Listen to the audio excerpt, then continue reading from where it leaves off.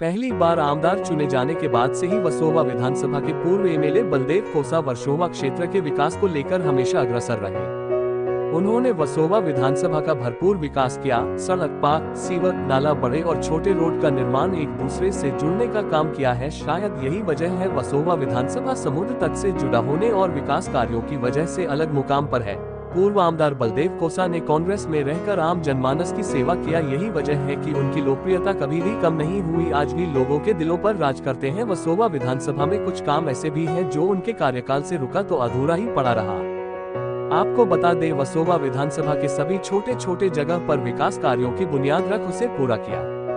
ये तस्वीरें जो आप देख रहे हैं, ये तस्वीर वसोवा विधानसभा के चमचमाती और साफ सुथरा इसलिए है क्योंकि इसकी शुरुआत अच्छी तरह से बलदेव कोसा के द्वारा किया हुआ है। आपको बता दें, बेहद सरल स्वभाव, मधुर भाषी, समाज में एक दूसरे को जोड़ने का प्रयास करने वाले बलदेव कोसा जब आमदार हुए, विकास के कार्य किए। इनका कार्यकाल इतना अच्छा रहा कि वसोवा की जनता उन्हें आज भी पसंद करती रही है।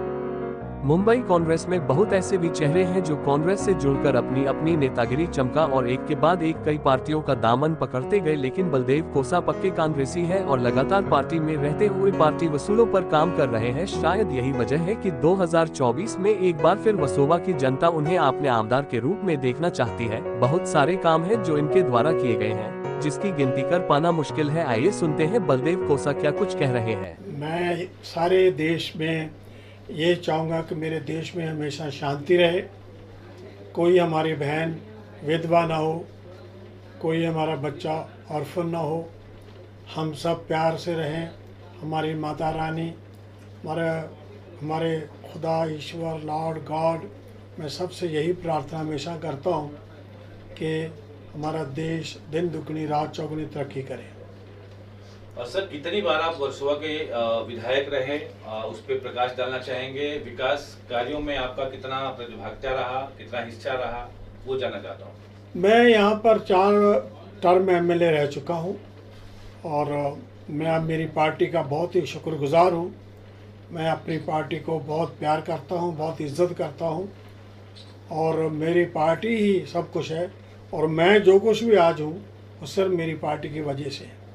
काम के बारे में मुझे सबसे जो बड़ा काम लगता है, जो ज़रूरी लगता है और जो मुझे बड़ा फ़ख्र महसूस होता है और मैं खुश नसीब हूँ, मैं धन्यवाद करता हूँ ऊपर वाले का, कि जो रोड अंधेरी ईस्ट को वेस्ट के साथ कनेक्ट करती है, जो लोखंडवाला सर्कल है वहाँ से रोड जाके ईस्ट में जाती है ब्रिज क्रॉस करके, वो रोड थी ही नहीं। उसके ऊपर अबाउट 900 स्लम्स थे और कुछ तवेले थे, कुछ स्मॉल स्केल इंडस्ट्रीज़ थी, कुछ शॉप्स थी। उन सब को शिफ्ट करके खुशी खुशी शिफ्ट किया गया, एक भी कंप्लेंट नहीं हुई, सब लोग शिफ्ट हो गए और आज वो 120 फीट रोड है जो कि बेस्ट रोड है which connects east with the west in Andheri. उसकी मुझे बहुत खुशी है। दूसरे कुछ काम है जो मैंने मेगा मॉल के सामने जो रोड नहीं थी, वहाँ लोग ईंटों पे ईंटें रख के उन पे पाँव रख के क्रॉस करते थे, उसको मैंने सबसे पहले एक ऐसी रोड बनाया जो 2 कारें आ जा सकती थी। फिर उसको फर्स्ट टाइम ये बैक रोड बनाई और बैक रोड के साथ कनेक्ट करके ये यहाँ से लेके अपना मेगा मॉल से लेके जो लोखंडवाला का एंड है वहाँ, उसके आगे वो समाज जो सरदार पटेल नगर है उसके साथ कनेक्ट की गई। और एक रोड ऐसी बनाई जो हिल पार्क से वीरा देसाई रोड को मिलाई गई। वो रोड वहाँ नहीं थी, पगडंडी थी सिर्फ कच्ची, और उस पर हम जाते जाते देखा तो पूछा क्या है ये, तो मुझे पता चला कि रोड है, तो उसी वक्त हमने वो रोड बनाई। और एक रोड मैंने अपने एरिया में कोई भी रोड इनकम्प्लीट नहीं छोड़ी, ना कोई फुटपाथ छोड़ा। और 16 या 17 मैंने ये गार्डन्स बनाए अपने एरिया में, जो कि आज लोग वहाँ पर घूमते हैं, वॉक करते हैं, एंजॉय करते हैं। जैसे लोखंडवाला की लास्ट रोड पे जो बैक रोड कहते हैं जिसको, उसके ऊपर एक मैंने जॉगर्स पार्क बनाया जो कि एक राउंड लगाने से आप 1.2 किलोमीटर सफ़र आपका हो जाता है एक राउंड में से। चाचा नेहरू जॉगर्स पार्क बनाया और वहाँ पर प्लाजा बिल्डिंग है वर्सोवा में जहाँ पर टनल जाके ख़त्म होती है और वेल बना है, वहाँ पर 2 गार्डन बनाए। कंट्री क्लब के साथ 2 गार्डन बनाए। हिल पार्क में एक बहुत बड़ा 5 एकड़ का प्लॉट था जो मैंने गार्डन शुरू किया था। श्री गुरुदास कामत, लेट श्री गुरुदास कामत जी और मैंने उसका नारियल तोड़ के काम शुरू किया था। आज मुझे मालूम नहीं वो काम कहाँ तक पहुँचा है या क्या हो रहा है। मौलाना अब्दुल कलाम आज़ाद गार्डन बनाया, चाचा नेहरू जॉगर्स पार्क बनाया, शिवाजी महाराज के नाम से बनाया। हमने काफ़ी गार्डन बनाए 16-17, कोई जगह छोड़ी नहीं। इसलिए कई लोग मुझसे नाराज़ होते थे कि यहाँ कोई बिल्डर बिल्डिंग बनाना चाह रहा था, लेकिन मैंने उसको गवर्नमेंट से लेकर गार्डन बना दिए। और वर्सोवा जेटी को भी हमने काफ़ी पैसा मंजूर करवाया। गुरुदास कामत साहब जी ने हम लोगों के एफर्ट्स उनके साथ, और सेंट्रल गवर्नमेंट ने कोई 50 करोड़ या कुछ सेंक्शन किया था उस वक्त। उसके बाद हमें ना गुरुदास जी, पता नहीं क्या हो रहा है उसका।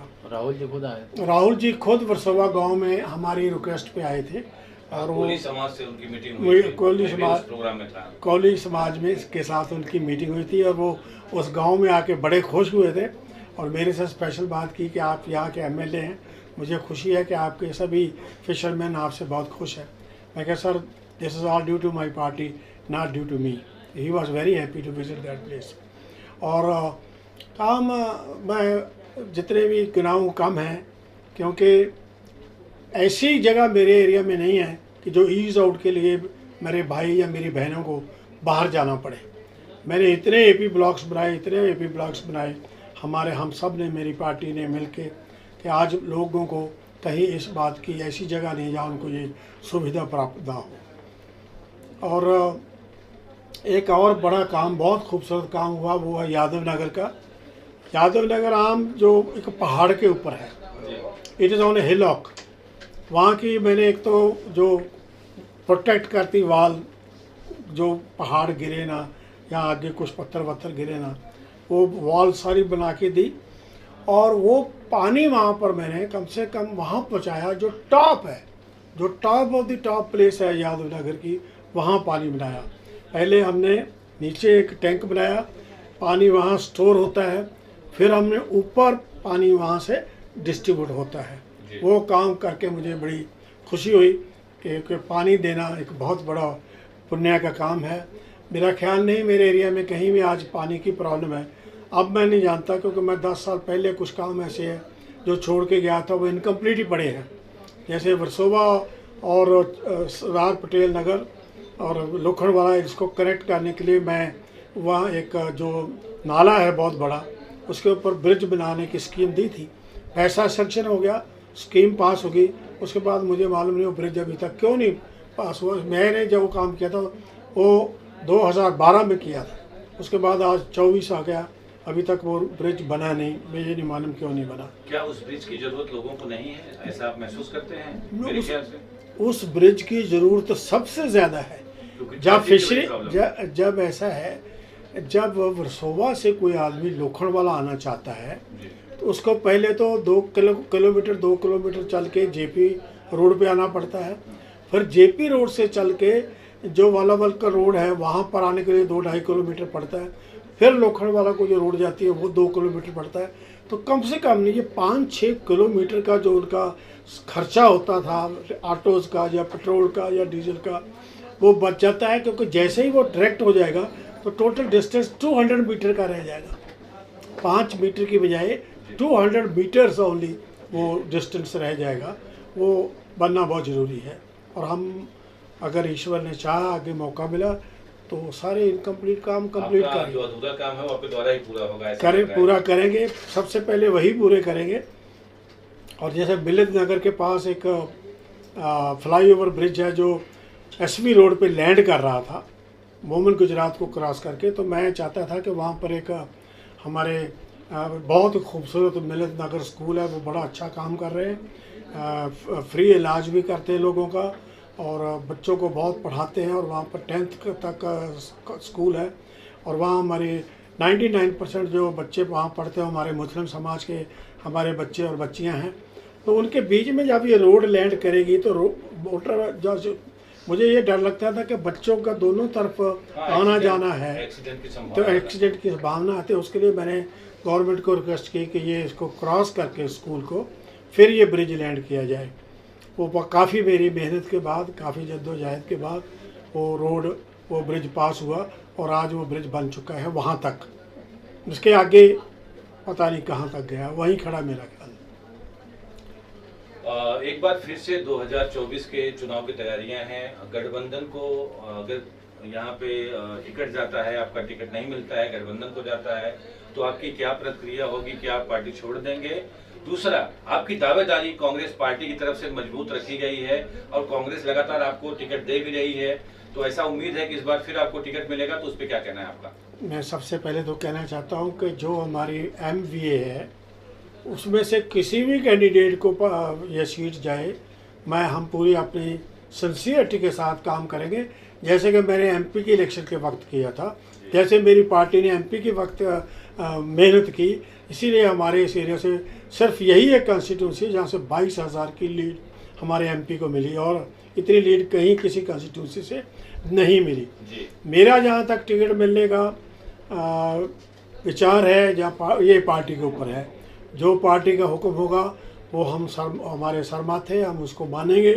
कोई भी पार्टी जिसको भी चाहे हम उसकी पूरी सपोर्ट करेंगे।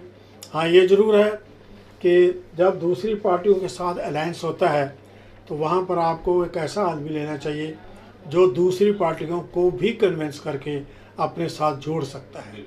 और ये मेरा तो 20 साल 20 इयर्स मैंने शिवसेना के साथ, NCP के साथ, समाजवादी पार्टी के साथ, आप पार्टी के साथ, कोई भी पार्टी हो, इवन BJP के साथ, सबके साथ मैंने मिलके काम किया है। मेरा कभी किसी कारपोरेटर के साथ कोई डिफरेंस नहीं हुए कि ये काम मैं करूँगा, ये काम मैं करूँगा।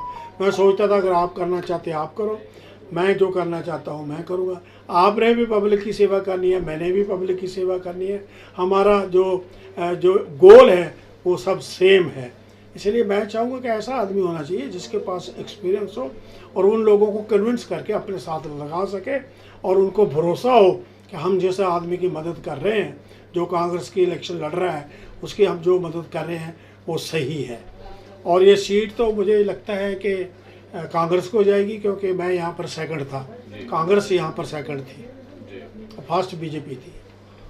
दूसरा सवाल मेरा सर ये है कि 20 साल लगभग 4 पंचवर्षीय योजना, मतलब 4 बार आप यहाँ पे विधायक रहे, तो दाग धब्बा या कोई भ्रष्टाचार का आरोप आप पर लगा? ये तो शुक्र है ऊपर वाले का कि ना तो आज तक मेरी किसी भी पुलिस स्टेशन में कोई कंप्लेंट है, ना मेरी पार्टी में मेरी किसी तरह की कोई कंप्लेंट है, ना मुझे चीफ मिनिस्टर ने या किसी भी मिनिस्टर ने बुला के कहा कि भाई साहब आपकी ये शिकायत आ रही है। ऐसा मेरे साथ कभी नहीं हुआ। मैंने अपनी ईमानदारी के साथ, हम्बल तरीके के साथ काम किया है, क्योंकि मैं कोई नया आदमी नहीं। मैं बहुत ही मेरे ग्रैंडफादर्स के भी जो है वो कांग्रेसमैन थे, मेरे फादर साहब भी कांग्रेसमैन थे। मैं पैदा ही कांग्रेस में हुआ हूँ और कांग्रेस हमारे ब्लड में है। इसलिए मेरी इस पार्टी को मैं कभी ज़िंदगी में कभी भी इस पार्टी को धोखा नहीं दे सकता और मैं इस पार्टी का हमेशा शुक्रगुजार हूँ कि जो आज पोजीशन, जो भी आज मैं इंजॉय कर रहा हूँ वो मेरी पार्टी की वजह से है। ईमानदारी का ये होता है कि हर इंसान कहता है मैं ईमानदार हूँ, पर बेटर ये है कि पीपल शुड से कि ये आदमी ईमानदार है या नहीं है। आप एक कॉर्नर से दूसरे कॉर्नर चले जाइए, दूसरे कॉर्नर से दूसरे कॉर्नर चले जाइए, आपको एक भी आदमी ऐसा नहीं मिलेगा कि बलदेव खोसा ने हमें परेशान किया या बलदेव खोसा ने हमसे तंग किया या बलदेव खोसा ने हमसे कोई चीज़ डिमांड की। क्योंकि मैं ये कहता हूँ जब मुझे मेरा ईश्वर बहुत कुछ दे रहा है तो मुझे किसी के आगे हाथ फैलाने की ज़रूरत नहीं है। खोसा साहब, चुनाव की क्या तैयारियां हैं आपकी तरफ से? एक बार फिर आपको पार्टी मौका दे रही है, तो कितना अपने आप को तैयार रखें? इस बार कांग्रेस के खाते में ये सीट जाएगा? आप ये कह रहे हैं कि ये सीट कांग्रेस आपको दे रही है, मेरे को तो अभी तक पता नहीं है। जो पार्टी हाईकमान जिसको देगी हम उनकी सपोर्ट करेंगे। और मैं ये ज़रूर कहना चाहता हूँ कि जब NCP, शिवसेना और कांग्रेस इकट्ठी है तो ये पार्टी डेफिनेटली विनिंग पार्टी है। और जब कोई अगर समझो कांग्रेस में मुझे पार्टी हुक्म करती है यहाँ से लड़ने के लिए, तो मेरी प्रायोरिटी ये होगी कि मैं सबसे पहले यहाँ जो ट्रैफिक की बहुत बड़ी प्रॉब्लम है उसको हल करने की कोशिश करूँगा। मैं यहाँ पर क्योंकि shifting area most of the people Bombay की तरफ से यहाँ शिफ्ट हो रहे हैं, तो यहाँ स्कूलों की बहुत ज़रूरत है। जब नए नई सोसाइटीज बनती हैं तो वहाँ पर लाइन तो पानी की सप्लाई लाइन तो पुरानी होती है, बिल्डिंगें वहाँ और बहुत आ जाती है। तो मैं जो पानी की सप्लाई की लाइन्स हैं उनको बहुत ऐड करने की कोशिश करूँगा, और जो भी काम आज इनकम्प्लीट है या करने चाहिए वो हम जरूर पूरे करेंगे। और एक हमारे यहाँ पर लोखंडवाला में लास्ट रोड बैक रोड के पास एक लेक है जो कि मीठे पानी की लेक है, मैं उसको बहुत डेवलप करना चाहूँगा। मैंने उसके ऊपर काम भी किया था 2012 में, और मैं उसको काम शुरू भी करने वाला था। मैं अगर मौका मिला तो करूँगा।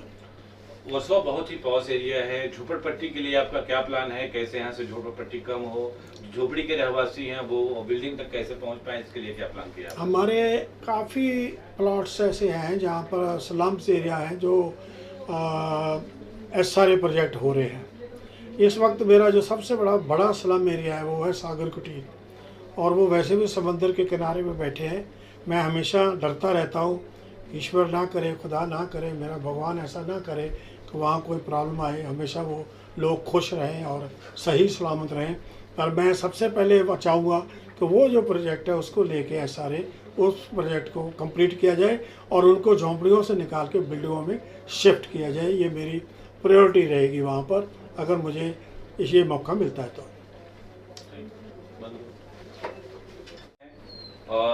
कोई भी रैली, कोई भी शुरुआत अक्सर बैराम बाग से ही होती है, तो आप अपने MLA बलदेव खोसा जी के लिए क्या प्लान है आपका?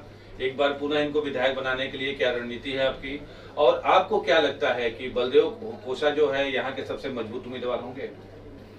देखिए, जिस तरह से जो है पब्लिक के अंदर बलदेव जी की आज भी पॉपुलैरिटी है, लोगों में लोकप्रियता है, उसका एक ही कारण है कि बलदेव जी ने जो है ना जीतने के बाद कभी ये नहीं सोचा कि ये शिवसेना का आदमी है, ये बीजेपी का, वो सबको अपना साथ लेके चले।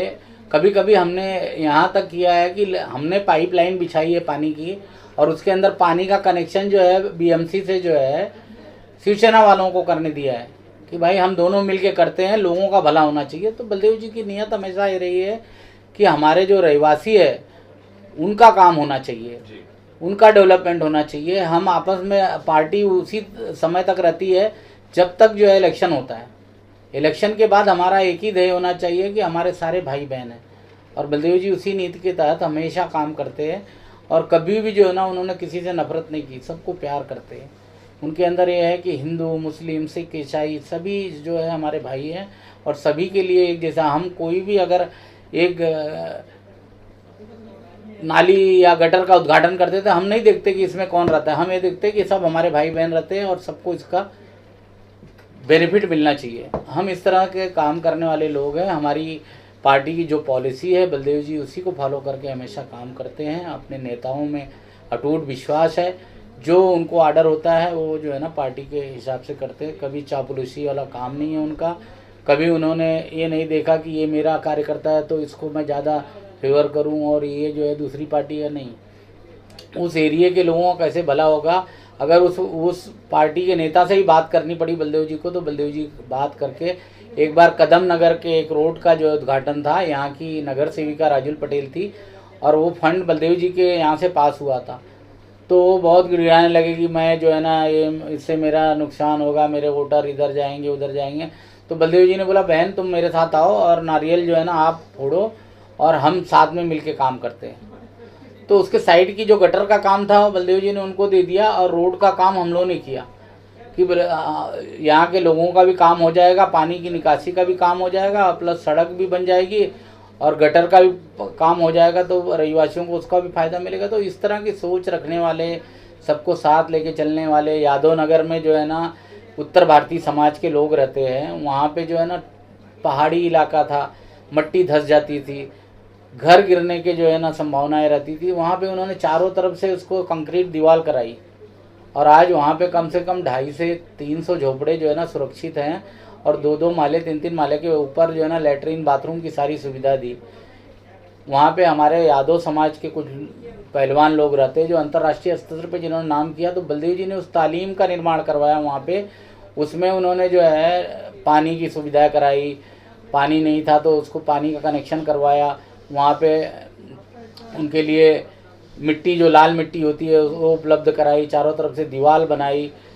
तो बलदेव जी खेल कूद के लिए जो है गार्डन जो 17-18 इन्होंने इस इलाके में बना दिया है। आज बहुत से इलाकों में हम देखते हैं कि बिल्डर लोग जो है ना पैसा खिला के एमएलए उसको और वो गार्डन की ज़मीन पे बिल्डिंगें बनाते हैं। तो बलदेव जी के अंदर वो चीज़ नहीं थी। वो पहले उनको मालूम पड़ता तो पहले इसका भूमि पूजन करके वहाँ पे जो है ना 2-2 एकड़ 3-3 एकड़ का आज जो है ना गार्डन जो बना है, वो हमारे बच्चे सुबह मॉर्निंग वॉक करते हैं, एक्सरसाइज करते हैं, स्वस्थ रहते हैं, सीनियर सिटीजन बैठते हैं सुबह में। तो ये जो है ना खूबसूरती है कि अपने लोगों के बारे में अपने परिवार के जैसा सोचते हो। जैसा मेरे बच्चे हैं वैसे जो है ना हमारे इस इलाके के लोगों के बच्चों को जो है खेल कूद की हर व्यवस्था हो। और गली गली में जो है ना ड्रेनेज और WC इतने हमने बनाए हैं कि आप किसी गली में जाइए तो आज भी इनके नाम के जो है ना 10-20 जो है ना WC और ये मिलेंगे आपको। पैसेज का पूरा काम किया है।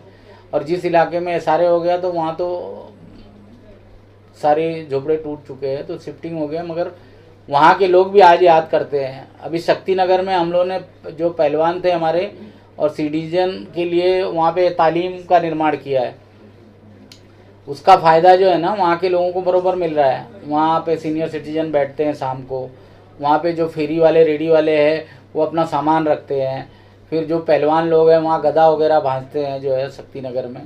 तो ऐसे बहुत से काम फकीरवाड़ी में किया है। आनंद नगर में जो है 2 मस्जिदों का और एक मंदिर की ड्रेनेज हम लोगों ने जो है ना रोड के अंदर सीवर को अंदर जो है ना ज्वाइन करके उनको सारी फैसिलिटी दी। फिर उस रोड को पूरा बनाया, उसके दोनों तरफ गटर बनाई।